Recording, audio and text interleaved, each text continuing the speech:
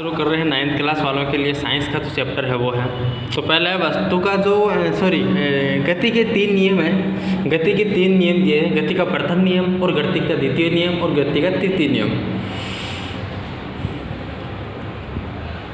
तो गति का प्रथम नियम क्या कहता है? वस्तुओं की किसी अनंत तल पर गति को देखकर गैलीलियो ने निष्कर्ष निकाला है कि जब तक कोई बाह्य बल कार्य नहीं करता है तब तक वस्तु एक निश्चित गति से चलती है। उन्होंने देखा कि कांच की गोली अनंत तल पर लुढ़कती है तो उसका वेग बढ़ जाता है। अगले अध्याय में आप पढ़ेंगे कि गोली असंतुलित गुरुत्वीय बल के कारण नीचे गिरती है। तो एक रूप बनाए रखने के लिए किसी बाह्य बल की आवश्यकता होती है। तो पहला नियम क्या कहता है कि अगर कोई वस्तु खड़ी है, रुकी हुई है, तो वो खड़ी रहेगी, और अगर वस्तु चल रही है तो वो चलती रहेगी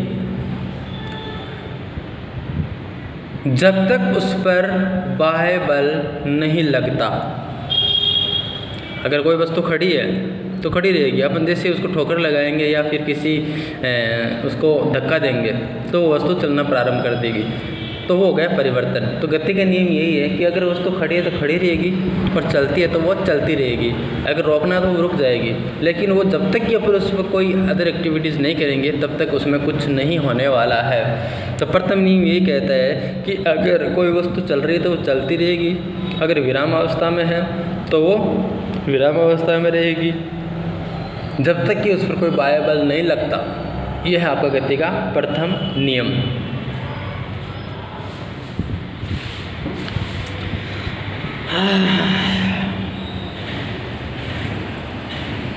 नीचे पहुंचते पहुंचते एक निश्चित वेग प्राप्त कर लेती है। जब यह कांच की गोली ऊपर की ओर चढ़ती है तब इसका बल वेग घटता है और दोनों ओर से लगे एक आदर्श घर्षित अनंत तल पर एक गोली स्थिर है।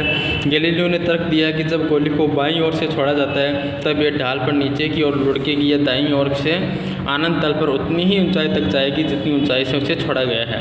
यदि दोनों गोलों तत्वों के झुकाव समान है तो गोली उतनी ही दूरी चढ़ेगी जितना दूर तक की वह लुढ़कती है।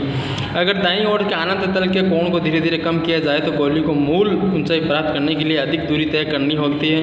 अगर इस तल की क्षैतिज दर कर दिया जाए तो गोली मूल ऊंचाई प्राप्त करने के लिए क्षैतिज तल पर लगातार चलती रहेगी। ये गोली पर लगने वाला असंतुलित बल शून्य है। इस प्रकार ये ज्ञात होता है कि गोली की गति को बदलने के लिए असंतुलित बाह्य बल की आवश्यकता होती है, लेकिन गोली को एक रूप बनाए रखने के लिए किसी नेट बल की आवश्यकता नहीं होती है। वास्तविक अवस्था में शून्य असंतुलित बाह्य बल प्राप्त करना कठिन है। ऐसा गति की विपरीत दिशा में लगने वाले घर्षण बल के कारण होती है। इस प्रकार व्यवहार में गोली कुछ दूर चलने के बाद रुक जाती है। घर्षण के प्रभाव को न्यूनतम करने के लिए चिकनी कांच की गोली चिकनी समतल का प्रयोग एक समतल की सतह पर चिकना युक्त पदार्थ का लेप किया जाता है। न्यूटन ने बल एक गति के बारे में गैलीलियो के विचारों को आगे विकसित किया। उन्होंने 3 मौलिक नियमों को प्रस्तुत किया जो किसी वस्तु की गति को वर्णित करता है। इस नियमों को न्यूटन की गति के नियमों के नाम से जाना जाता है। गति का प्रथम नियम इस प्रकार है। प्रत्येक वस्तु अपनी स्थिर अवस्था या सरल रेखा में एक समान गति की अवस्था में बनी रहती है जब तक कि उस पर कोई बाह्य बल कार्यरत न हो। दूसरे शब्दों में सभी वस्तुएं अपनी गति की अवस्था में परिवर्तन का विरोध करती है। गुणात्मक रूप से किसी वस्तु के विराम अवस्था में रहने या समान वेग से गतिशील रहने की प्रवृत्ति को जड़त्व कहते हैं। यही कारण है कि गति के पहले नियम को जड़त्व का नियम भी कहते हैं। किसी मोटर गाड़ी में यात्रा करते समय होने वाले अनुभवों की व्याख्या जड़त्व के नियम द्वारा ही की जा सकती है। सीट के सापेक्ष हम तक विराम अवस्था में रहते हैं जब तक कि मोटर गाड़ी को रुकने के लिए एक ब्रेक न लगाया जाए। ब्रेक लगाए जाने पर गाड़ी के साथ सीट की विराम अवस्था में आ जाती है, परंतु हमारा शरीर जड़त्व के कारण गतिज अवस्था में ही बना रहता है। ऐसी प्रवृत्ति अचानक ब्रेक लगने पर सीट के आगे लगे पैनल से टकराकर हम घायल भी हो सकते हैं। इस तरह की दुर्घटना से बचने के लिए सुरक्षा बेल्ट का उपयोग किया जाता है। ऐसे सुरक्षा बेल्ट हमारे सामने बढ़ने की गति को धीमा कर देती है। इसके विपरीत अनुभव होता है कि जब तक कि कोई गाड़ी या फिर कोई मोटरसाइकिल होती है तो वो तब तक उसमें गतिशील रहेगी जब तक कि उसमें बाह्य बल नहीं लगता हो। तो ये है आपका आज का टॉपिक। जड़त्व का हमने नियम पढ़ लिया है और ये गोटी का जो है वो भी गति के प्रथम नियम के अनुसार ही चलता है। देखिए मैंने कहा था कि जब तक विराम अवस्था में है तो विराम अवस्था में ही रहेगी। ठीक है, अब इस पर हम धक्का लगाएंगे, हम ऐसा करेंगे इस पर तो ये आगे बढ़ेगी, आगे बढ़ते ही इसको टक्कर लगाएगी और ये गोटियाँ जो है वो फैल जाएगी। तो यही है गति का प्रथम नियम।